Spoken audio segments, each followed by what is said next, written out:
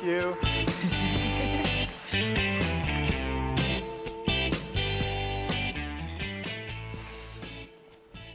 Good morning.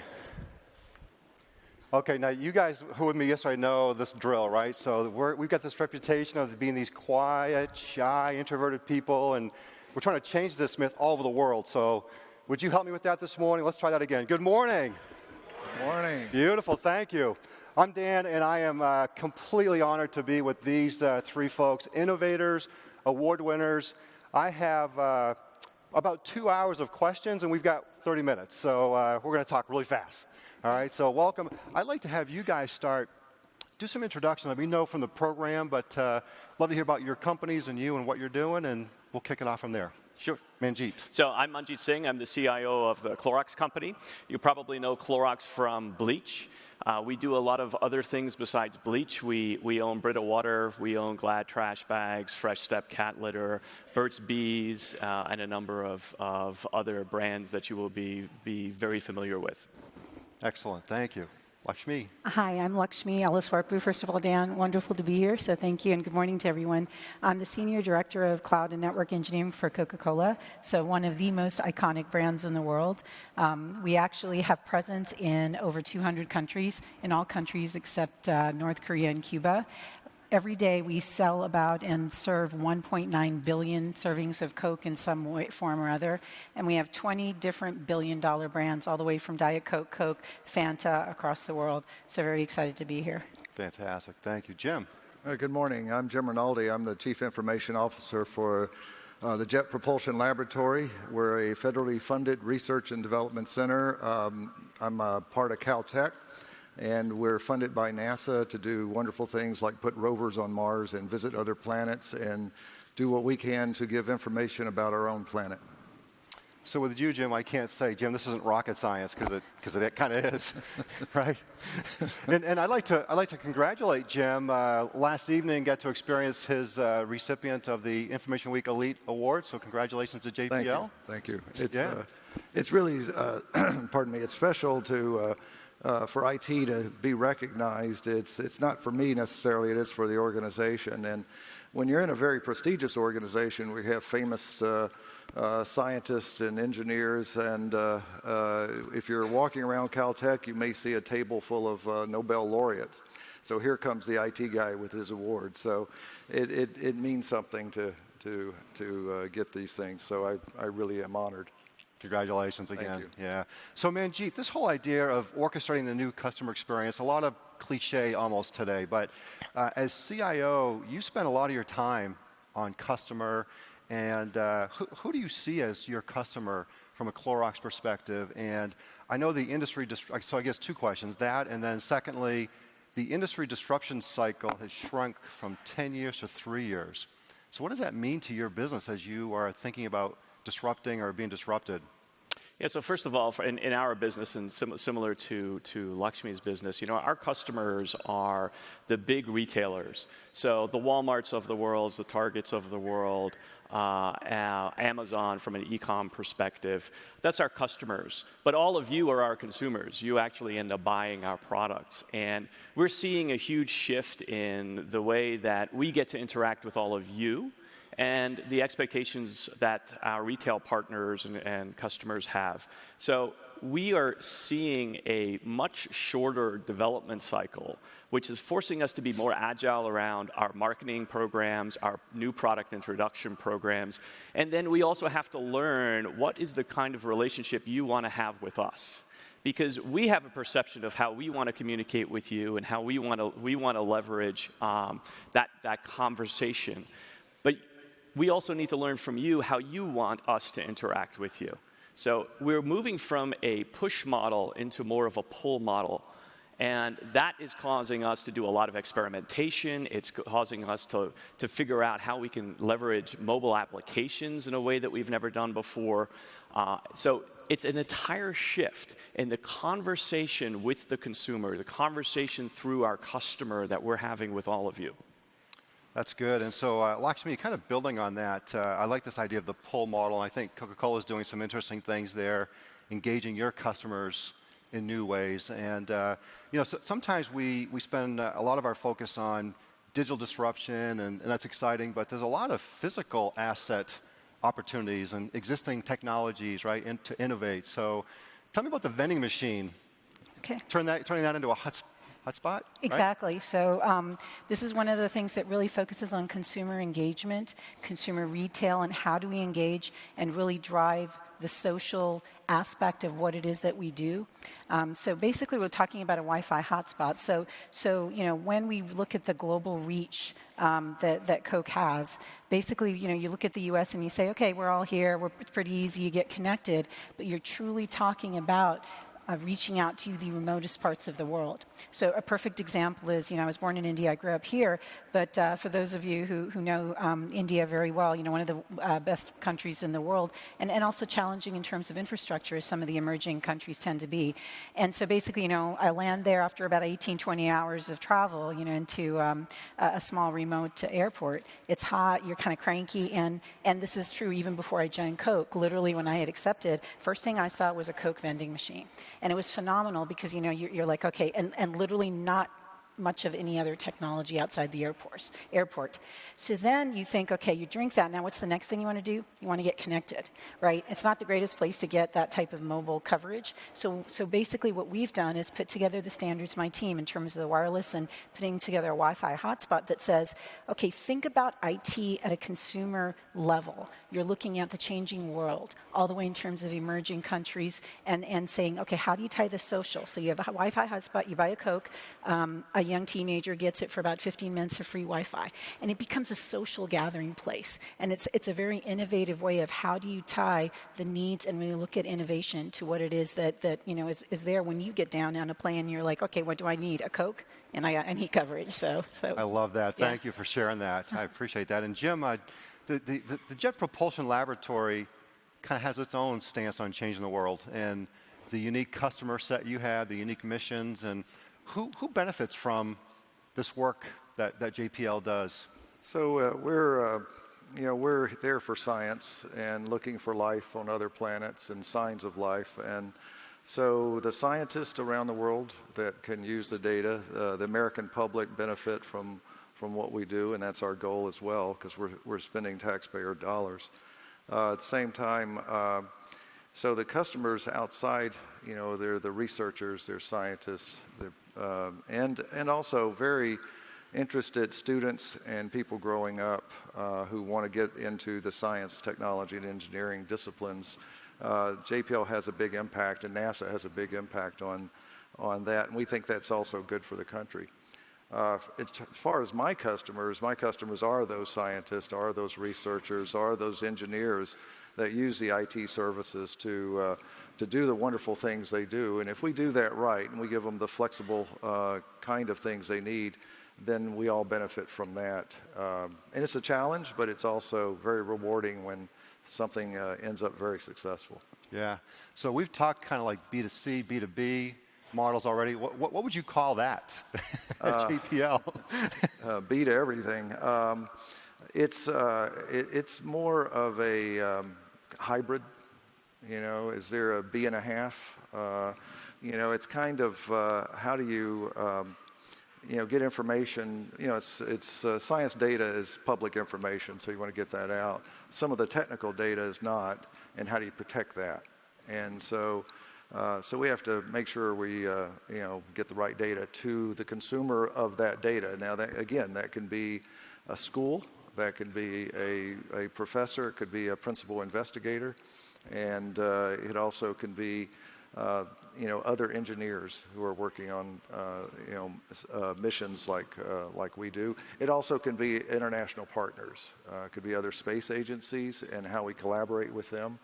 And so when you think about it, it's very very global. And then we go beyond that. If we find life on another planet, then maybe I have a new customer. Do you think?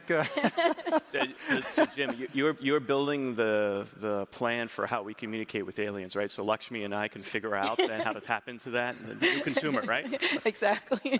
We want Coke and Clorox on these new life planet, right? So, just saying. Yeah. So all this is pretty exciting, well and good, but there's a lot of challenge about our workforce being prepared to do all the great things you're talking about. So, Lakshmi, back to you. There's a lot of passion by the best leaders around talent, right? We hear a lot about talent, getting our talent there, from here to there. We know the game is changing. Yeah. Gartner, anybody from Gartner here? I don't agree with Gartner usually, just going to say that, but their latest CIO survey I thought was very, very good, right on point. CIOs from around the globe found that the #1 challenge of CIOs today to achieving our objectives is talent. #3 is culture, interestingly, right? So when we spoke, you were just so excited, so passionate about talking about talent. So why is this so important? Say, why should we care? So I think it's kind of a two-part answer from me. One is kind of like the how and the why. But I truly believe the greatest asset that any company has are the people. And I think over the last decade and a half, as the environment has changed and we're looking a lot more of the outsourcing and offshoring, and those are appropriate where necessary, we're becoming more of a commodity. There are pieces of IT that should be and can be a commodity. You think of bandwidth, and that's a perfect example. But people should never become a commodity. And I think one of the things that we need to do driving internally is basically ensuring that we're growing our people. Diversity is important. And when I say diversity, we think of the traditional gender and ethnicity. Yes, those are important, but also diversity of the breadth of experience. When you think of a tree and you think of the roots and you're bringing in people as a career path, as you hire someone for a career and for who they are versus basically a job, and you basically say, okay, so how is it I do that? And you look at diversity of experience, diversity of roles as you create a high-performance organization and a team. It's something that you look at those roots and the branches. You don't want all the branches going one way. We need to go and look across. But the why is this. So I'll give an example. Please. And from Coke. So let's say, Manjit and you are very good friends. And it's Manjit's birthday, right? So he's in Singapore and you happen to be in New York and you're like, okay, I can send him a quick text or whatever.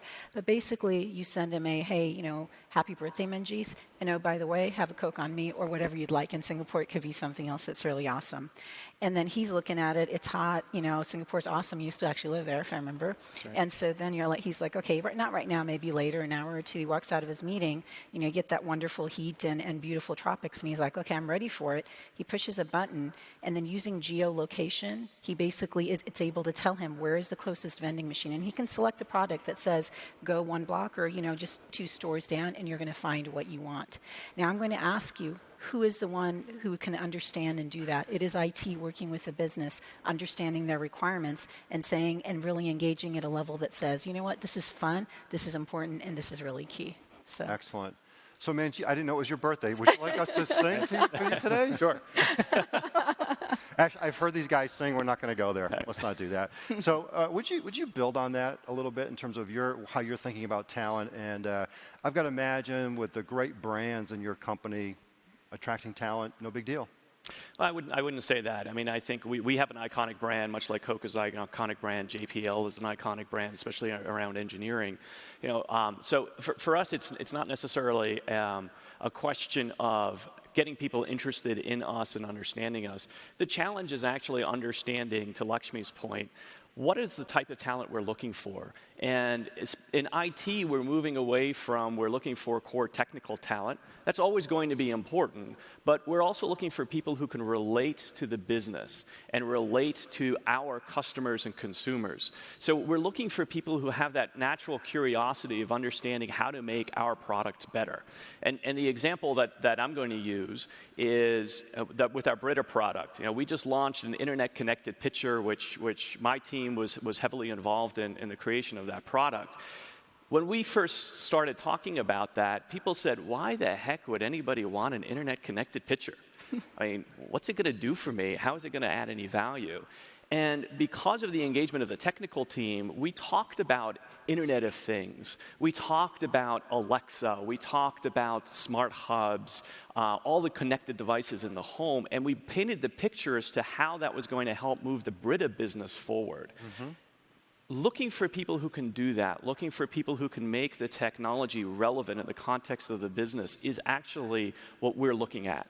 And we're looking for people who know how to do that, who are skilled and schooled in that. And that can be a person working as a server engineer, a network engineer. It could be people who are actually business-facing, but it runs the complete gamut of the organization. And that's a shift from what you've seen in the past from a recruitment perspective and a talent perspective. Yeah. Now, one of the things I love about the Brita filter story, number one, Steph Curry is your spokesperson. That's pretty cool. It is very cool. Anybody a Golden State Warriors fan? Yeah, yeah, I thought so. Pretty cool, pretty cool.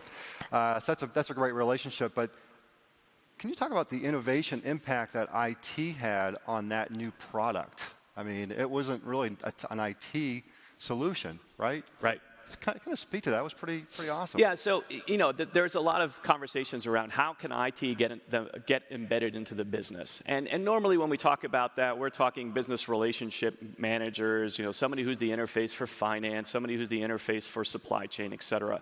In this case, we heard R&D was developing this product, and we looked around and we said, A, exciting space for us to play in.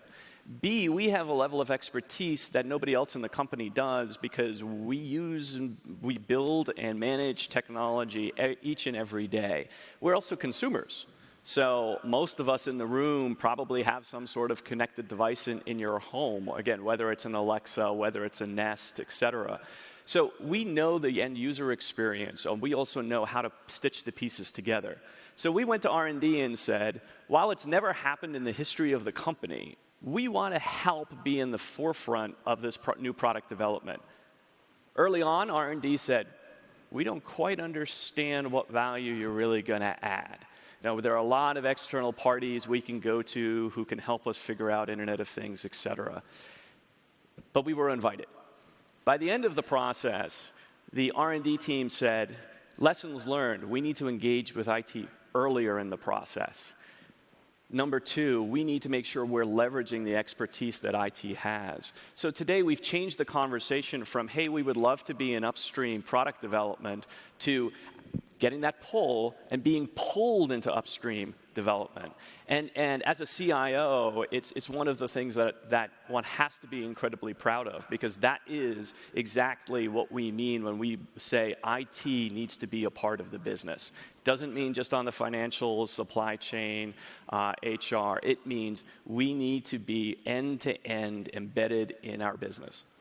That's great, and that mirrors some research. We did a year-long study with CIOs, and we found that the maturity curve has actually shifted or extended, where the top organizations are becoming not just strategic partners and enablers, but we call it the innovative anticipator, right? And that's what you did. I mean, you didn't use that term, but you did exactly that in terms of changing that conversation.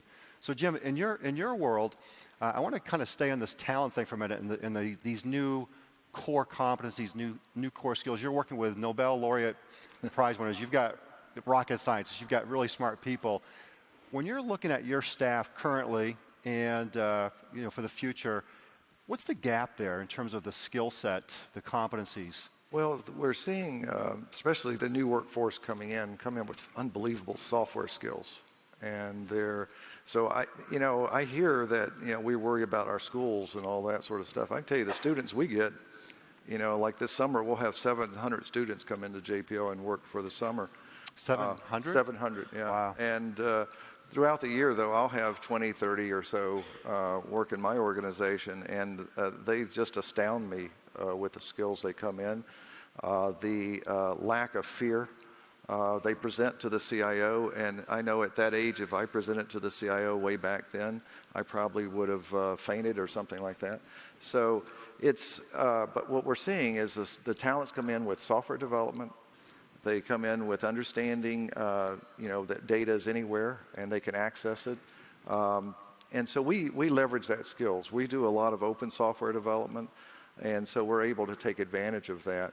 The gap is more of how are you taking care of mid-career hires as well, because the new workforce coming in, they don't have the experience necessarily. They have a lot of skills, but you need somebody with experience to help guide that we're doing the right things the right way. And so we have to invest not only in the new workforce, but the mid-career. And we're seeing, but I have to tell you, overall, I'm very happy with that. And I know the challenges of, because computer science programs now are filled up. Data science is a huge part of the curriculum now. So we work with the universities, especially in the LA area, to make sure we have a pipeline and that we can keep recruiting the young talent and the talent we need, and understand what the computer science programs are focusing on now. You know, I wasn't sure we were going to go. You talk about young talent, and I was like, where's he going with this? With the guy with the gray going on there? Yeah, well, somebody has to be the adult in the room. How many millennials do we have in the room? Just shout out. Millennials? Not many. You're our future. You're our future out there. And we you know, and I'd be curious, any of you, I think the press has been pretty hard on millennials in terms of what we appear them to be. I tend to have a different vantage point, but anybody have an opinion about the millennial 18 to 34 years old, right? Anybody have an opinion on the millennial workforce that might be contrary to this negative press we're hearing? Well, I've got two at home. So you've got two at home, okay. Yeah. When I say at home, they're actually both working. One's a doctor and one's a biomedical engineer. But I will tell you, I think at least what I see with their generation is very much understanding and connecting to the world, trying to make the world better. And I think obviously, you know, I'm sitting and talking to you for people who are truly doing that. For Coke, some of the really passionate pieces that I believe in is the clean water initiatives and things. But what I hear them doing is they're doing it in an innovative way. They're doing it at such a fast pace. So what they're really doing is tying that social media piece. I mean, perfect example, and I'm a big football fan, both U.S. and international, but was kind of our Shazam kind of commercial. So we partnered up with Shazam, you know, college game day, Kirk Herbstreit, he suddenly opens it and you know, these kids have the app. I'm like, what's Shazam? And my son's immediately like, okay, open it up, you know, get it on your phone. You hear the, you know, wonderful pouring of a Coke, and then basically I get a thing on my phone saying, oh, I just got a free Coke, which is cool. But the point more being is the way that they are, and they're so quick, they truly do want to do it. And I do believe that they get, you know, a bit of a bad rap. I really believe that. Yeah. Anybody else want to speak to that? Yeah, I fully agree with what Lakshmi said. I think, you know, every generation goes through this inflection point. And when I was growing up, our parents were looking at our generation going, oh my gosh, you know, they're addicted to television, because, you know, television really came into its own when I was growing up. And is that a bad thing? No, it's just it's a shift in the way we were thinking and the way that we were communicating and connecting with the world. Today, the millennials are the most connected generation, and in some ways, it scares the heck out of all of us. Yeah. We can't keep up. I mean, the number of postings on our internal Yammer and Facebook and LinkedIn, I'm already overloaded with email, let alone all the social media stuff. Sure. But I see the millennials managing it and being able to communicate and hold on 5 conversations at the same time, and I'm thinking, how do I tap into that? That is passion, that is energy, that is the ability to multitask with an agility that we haven't seen before. Yeah. How do we leverage it? And, you know, in the context of Clorox, you know, we're talking about it from a digital marketing perspective. How do we make sure we're marketing to millennials products that in some cases are not as relevant as they used to be? Bleach. How many people in this room still use bleach? Right? A whole heck of a lot of you. Now, if I ask the millennials the same question, here's the response you usually get. It's like, I'd love to use more bleach, but I don't have time for it. It's you know, I'm not necessarily doing laundry. I'm taking it to dry cleaning. So we are figuring out how to change that conversation and get people more educated about all of the uses of bleach outside of being a laundry additive. And we're making great progress in that. How did we do that? We tapped into millennials and asked them and said, what is meaningful to you? Why are you not using bleach? What would you like to do with bleach? And then here, let's give you an education on it. And it's fascinating the response you get back as a result of that. And again, this generation, I think, is super passionate, super engaged, and our challenge is how do we tap into it? How do we harness that, exactly? And have you guys seen the latest science on the average adult attention span today? Have you seen that latest data? I don't have fascinating. time. 8 seconds. 8 seconds. So talk about tapping into a new workforce that can process. I mean, because our brains are being rewired, right? So important. But that, Dan, that raises a point, and I don't know if people experience this like we do. When you're doing or creating IT systems or services, and you're putting that out to your customers, whether internal or external, you're putting a lot of change on them. Yeah. And we look at that very carefully. That's very important to me to know how much change are we imposing on an organization, and can they absorb it as quickly as we want to deliver it. On the other hand, their feedback to us is critical, so that we can take that information and say, how can we deploy, how can we interface better for the next time and the next time. And so it has to have that kind of feedback loop that we're seeing that really makes a difference in our world. Yeah, I bet. Jim, I want to come back to you with a question, but I want to ask the audience a question. And you've got a promise honor system now, okay? So our service providers, vendor partners can't vote in this, but from a practitioner perspective, how many of you woke up this morning, jumped out of bed and said, I cannot wait to go market IT today? Okay, I didn't see a single hand, so I appreciate your honesty. So, so let's follow that up and say, do you think, how many people think that as IT leaders, creating an awareness of our value is pretty critical to our success today? Show of hands there. Okay, so most hands went up, and the rest of you better get on the stick really fast. So Jim, I want to turn this to you because we heard the story about kind of changing the conversation, the pull strategy. You and I over the years have talked a lot about marketing IT, thinking about that in a different strategic way. Yeah. So can you speak to that? So in our view, and something I feel very strongly about is I'm not a big fan of the word enterprise because it sometimes connotes the idea that it's one size fits all. In our environment, that's really not always true. Now, there are things that you should implement it from an enterprise standpoint, but there is a uniqueness to what people and how they work and what they need to do that. And so we go and we want to work with people on their unique needs as well. So being very consultative. So we may work with the science community differently than we work with, say, the engineering community, or differently than we work with a mission portfolio. So when you think of that, we have segments. And so I think of it in terms, I don't go talking about marketing, but in a sense, it's a form of marketing. Mm-hmm. But it's really making people aware of what your capabilities are, what they have access to, because there's a lot of folks who don't know how to ask for IT. So they'll go to their neighbor, and you hope their neighbor is very good. So we find that if we can get that relationship, whatever segment they're in, and we can deliver effective services to them, and then over time get efficient, then I think we have a win-win. And the feedback to us has been very positive in taking that approach. Love it.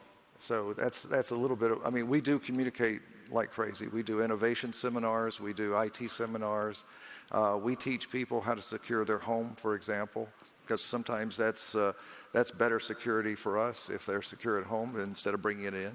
And those are the kind of things that people seem to respond well to. Finding new ways to add value and change the conversation. And Lakshmi and Manjit, I know you guys both kind of cut your teeth at Procter & Gamble, one of the world's best marketing companies, and very savvy with marketing IT. Any quick nuggets you'd add to what Jim said? Yeah, I think it's very key as we look at this to really shift and very much as both Manjit and Jim are saying is understand what the requirements in the business wants and understanding what their problems are. For us, for example, coolers are sometimes lost, globally. We have Bluetooth beacons now. And then you look at, globally, where do we put a cooler? We have augmented reality type of situations. So that the store owner can actually see where a cooler is, when they open the door, what it's going to hit, what it's going to look like. But it really is the conversation and discussion very clearly, as Manjit, you're saying, and Jim is very much understanding it, really driving that innovation and showing the value that IT brings and really getting to that next level with them. Yeah. Manjit? So I would just add, I think we do a really lousy job marketing inside our organizations. And why is that? Because we are more analytical. So we love to talk in numbers. We love to talk about metrics. We all measure our businesses, and meaning our operations in metrics. the business doesn't necessarily think that way. And so we have to figure out how we change the conversation in such a way that is understandable to them. How do they want to receive the message? So the example I use is, hey, I want to let you all know that we just upgraded our core SAP infrastructure and SAP processes at twice the speed. Sounds good, right? We all go, wow, that was a heck of a project. You know, we spent millions of dollars. The business is thinking, going, who cares? I mean, that's no big deal. Right. But you change it and you say, due to the SAP infrastructure upgrades, we are now saving the company $5 million a year because we've eliminated 2 days from our close process. Now the business sits up and starts taking notice. And we have to build that skill set to get even better at figuring out how we do that mapping between what we do and the value we add to the business, but communicating in a way that they understand it. Completely agree. Completely agree. I have about 2 more hours of questions for you guys. Unfortunately, we are out of time, and I wish we could spend more time. We'll come back and do this again. Would you guys do this again? Absolutely. Would love to. So I want to thank you all for playing along with the questions and being a great audience, having some fun. Would you give these guys a great round of applause for their great session? So thank you so much. Yeah. Thank you, Manjit.